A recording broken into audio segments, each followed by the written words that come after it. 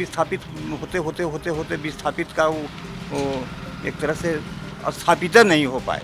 पानी एकदम नीचे नीचे सब कचरा आता है, अभी सब चारी जगह लीकेज है। धुर उड़ रहा है, कोयला खदान है, परेशानी है। इधर भी गाड़ी का ये हो गया है, इधर भी रेल छेक दे रहा है। ये पीछे इतना बड़ा बर्डन देख रहे हैं, ओवर बर्डन है ये पूरा मलबा है। यहाँ बादल फटेगा तो जितना आप देख रहे हैं गांव के नीचे एक आदमी नहीं दिखेंगे आपको। कोयला हर हर गिरता है तो अब पूरा धुआं आ जाता है यहाँ पे। शहरों में जब हम बिजली जलाते हैं तो हमें बिल्कुल ये नहीं पता रहता है कि इसके पीछे जो है वो कितनी धूल या धक्कड़ से पैदा हुई जो ऊर्जा है वो काम करती है। और हम हैं अभी यहाँ पे सोनभद्र के चिल्का डांड में। चिल्का डांड एक इलाका है जहाँ पे कोयला खनन करने के बाद जिससे हम ऊर्जा बनाते हैं और बिजली बनाई जाती है और घरों में सप्लाई की जाती है, लेकिन उसके बाद जो राख बचती है उसको डंप किया जाता है चारों तरफ से। आप देख सकते हैं कि यहाँ पे ये जो ट्रकों से लाया जाता है और इसको यहाँ पे डंप किया गया है। ये एनटीपीसी का एक डंपिंग यार्ड है। ये जो राख है वो हवा जब चलती है तो गाँवों के ऊपर एक चादर वो ओढ़ ली जाती है, चादर एक फैल जाती है, राख की चादर फैल जाती है, जिससे कई तरह की बीमारियां होती हैं। यहाँ के जो गांव हैं, जो यहाँ के निवासी हैं, उनके लिए कितनी खतरनाक है ये बताने के लिए हम अभी एक गांव में जा रहे हैं और उस गांव के लोगों से बात करेंगे कि उनके लिए ये जो बिजली की चकाचौंध है वो कितनी उनके जीवन में कितना अंधेरा कर रही है, किस तरीके से उनको मुश्किलात होती हैं, किस तरह से पीने के पानी से लेके सांस लेने तक उनको कैसे कैसे जूझना पड़ता है, रोज़ की दिनचर्या उनकी कैसी रहती है। तो एक गांव जो मौत के मुहाने पे खड़ा है, दशकों से यहाँ पे लोग कई तरह की बीमारियों से ग्रसित हैं, कई तरह की जो ज़रूरतें हैं उनकी पूरी नहीं हो रही। एक तरफ पहाड़ है, दूसरी तरफ जहरीला पानी है और वायु प्रदूषण तो है ही। ये जो गांव है ये विस्थापित किया गया था रिहंद बांध के बाद। उसके बाद जो यहाँ पे आए उसके बाद इनकी दुश्वारियाँ बढ़ती गईं।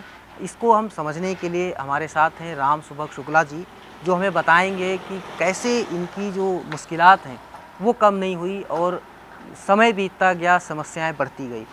1960 में रिहंद डैम से विस्थापित हुए, 1977 में एनटीपीसी से विस्थापित हुए और करीब करीब 1986-87 में यहाँ खड़िया माइंस प्रोजेक्ट से विस्थापित हुए। तो पहली बात तो हम लोग विस्थापित होते होते होते होते विस्थापित का वो एक तरह से स्थापित नहीं हो पाए हम लोग। और बराबर जैसे यहाँ पर शिक्षा रोजगार दोनों हाथ में होना चाहिए था। भाई तमाम इंडस्ट्री जब यहाँ पर बैठी तो दोनों हाथ में रोजगार होना चाहिए था। यहाँ का आज भी मतलब बेरोजगारों का फौज बिल्कुल खड़ा है। मेडिकल व्यवस्था बिल्कुल शून्य है यहाँ पर। अच्छी पढ़ाई लिखाई के लिए भी हम लोगों के लिए कोई वो व्यवस्था नहीं है। जितने भी हैं ये सब जो बाहर से कंपनियां आई हुई हैं बड़ी बड़ी, उन्हीं से ही फुर्सत सीट नहीं है बच्चों को। तो हम लोग को बच्चों के लिए कहाँ मिले। तो शिक्षा से चिकित्सा और रोजगार सबका अभाव हम लोग झेल रहे हैं, आज भी झेल रहे हैं। अब तो खेती विहीन हो गए हैं बिल्कुल। मिर्चा तक हम लोग यहाँ पैदा नहीं होता। कहते हैं कि कानपुर में बहुत पॉल्यूशन है।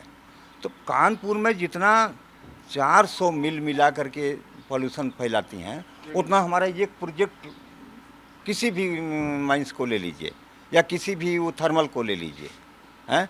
तो मान लीजिए कि यहाँ पर तो 4-10 किलोमीटर पर थर्मल बैठे हैं, 14-15 माइंस रनिंग कर रहे हैं। तो वहाँ का प्रदूषण का हाल क्या पूछना होगा। ये तो नंबर 1 पर है पूरे विश्व में। और तमाम सांस की बीमारियां हो रही हैं, अनेक प्रकार की बीमारियां हो रही हैं। और जो मेडिकल व्यवस्था है स्वास्थ्य के लिए वो बिल्कुल शून्य है यहाँ पर। हमारा मुख्यालय 100 किलोमीटर दूर है यहाँ से। जो जिला अस्पताल होता है 100 किलोमीटर दूर है। अब बताइए कि हम वहाँ से क्या दवा लेंगे। ये जो गांव है इसमें किस तरीके से नियम विरुद्ध काम हुए और आपने क्या क्या प्रयास किए। दूसरी बात, ये कैसे एक कहते हैं ना कि मौत के मुहाने पे खड़ा है, कभी भी कोई आपदा हो सकती है, कभी भी कोई संकट आ सकता है।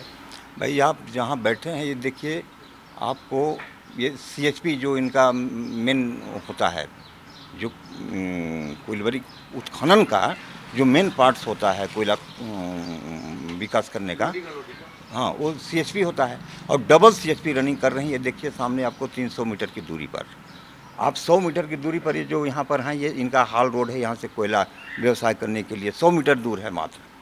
तो इधर में रेलवे लाइनें हैं, देख रहे हैं। तो ये तो जेल की तरह घिरा हुआ है। यूँ ही हम लोग प्रदूषण से मारे जा रहे हैं। पानी छिड़काव उड़काव की कोई वो व्यवस्था है नहीं।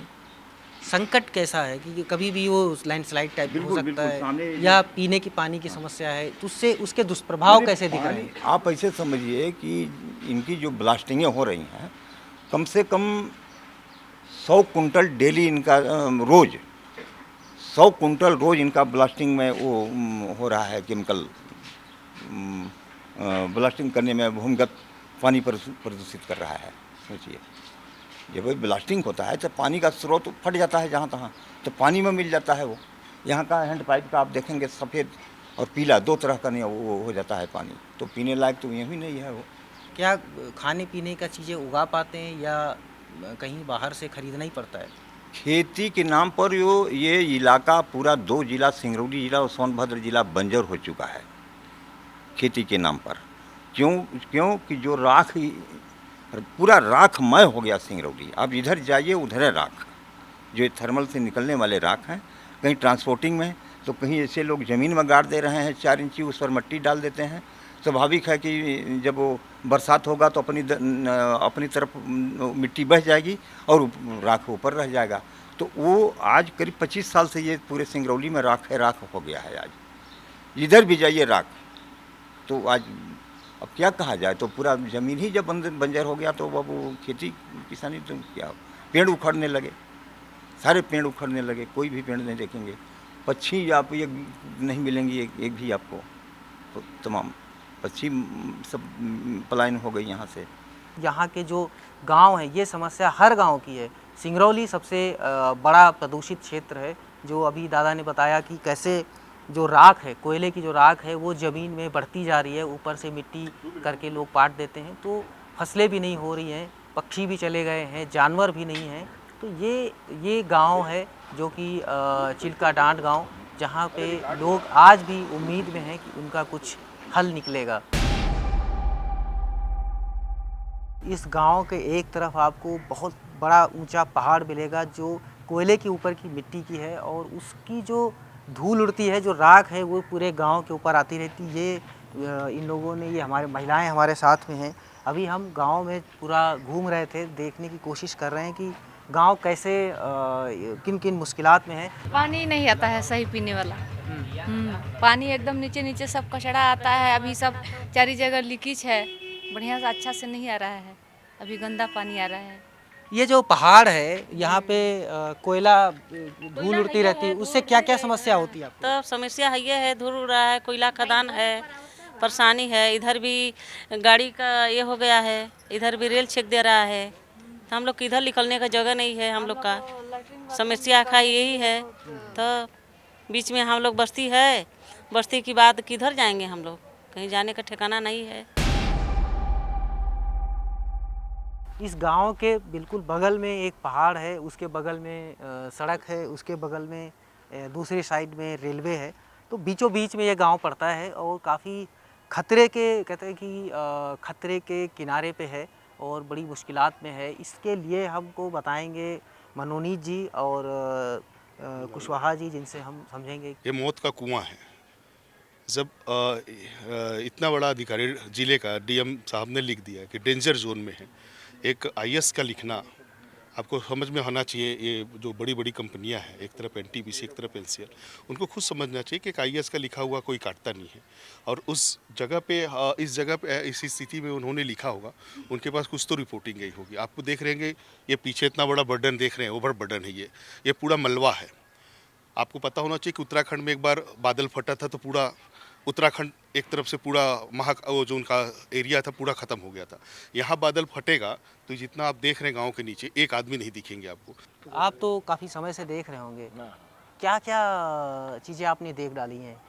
हम लोगों के आने जाने का रास्ता जो है, ओवर ब्रिज ना होने से, वो फ्लाई ओवर ब्रिज ना आने जाने से हम लोगों को रात में दिन में पानी बरस जाए तो पुलिया में पानी भर जाता है। हम लोगों को आने जाने में बड़ी परेशानी होती है। ऊपर से पानी गिरता है और हम लोग पानी में डूब डूब करके तब जाते हैं, मतलब पानी गिरता रहता है, हम लोग जाते रहते हैं। बेरोजगारी की समस्या यहाँ है, रोजगार किसी तरह से लोगों को नहीं मिल रहा है कि रोजगार मिल जाए, कुछ खाएं, लोग जिए अपने तरफ से। सभी जो नौकरी कुछ लोगों को मिला था वो रिटायर हो गए, उनके लड़के 4 हैं 5 हैं, रहने के लिए एक प्लाट मिला। 77 में हम लोग उजड़े, उस समय एक आदमी थे, अब इस समय उनके 4 लड़के हो गए, अब उनको एक ही प्लाट में 4 परिवार रह रहा है। अब कैसे रह रहा है, बहुत मुश्किल हो रहा है रहने में यहाँ है नहीं, खाए कि नहीं है, रहने का व्यवस्था नहीं है कि रहेंगे कैसे। इसके ऊपर से प्रदूषण आ रहा है, कोई रोजगार नहीं मिल रहा है। एक तरफ पहाड़ी है, दूसरे तरफ वो है ये CHP है, उससे कोयला हर हर गिरता है तो अब पूरा धुआं आ जाता है यहाँ पे। तीसरे तरफ रेलवे लाइन है, इधर जाने का कोई है तो हमेशा 4-5 लाइनों पर कोयला खड़ा रहता है, गाड़ी लेकर खड़ी रहती है। हम लोग को बड़ी परेशानी हो रही है इससे। अभी मैं गांव में देख रहा था, वहाँ पे दिन में लाइट काट दी जाती है, 4 बजे आती है, फिर 12 बजे चली जाती है। इस तरीके से अलग अलग टाइम पे आती है। ये ऐसा नहीं है कि बिजली पैदा हो रही है बगल में तो हमेशा आती रहे या हमेशा मिलती रहे। तो ये है चिल्का डांड गाँव, और यहाँ पे लोगों ने बताया, इनसे हमने बात की कि किन किन तरीके की समस्याएं हैं। विस्थापन की समस्या है, और सबसे बड़ी जो समस्या है वो ये पहाड़ है कि इससे जो राख उड़ती है घरों में, वो घर के चादर हो जाती है, जिससे राख से बीमारियां पैदा हो रही हैं। साथ में जो खेती किसानी का काम है, एग्रीकल्चर है, जो वो चौपट हो चुका है। यहाँ पे एग्रीकल्चर कोई नहीं है, और इसके बाद एक साधन बचता है पलायन का। जो यहाँ के युवा हैं वो बाहर जाके काम करते हैं या कोल फील्ड में जाके काम करते हैं जब तक मिलता है। इसके अलावा इनको कोई रास्ता नहीं दिख रहा है। मनीष मिश्रा, गाँव जंक्शन।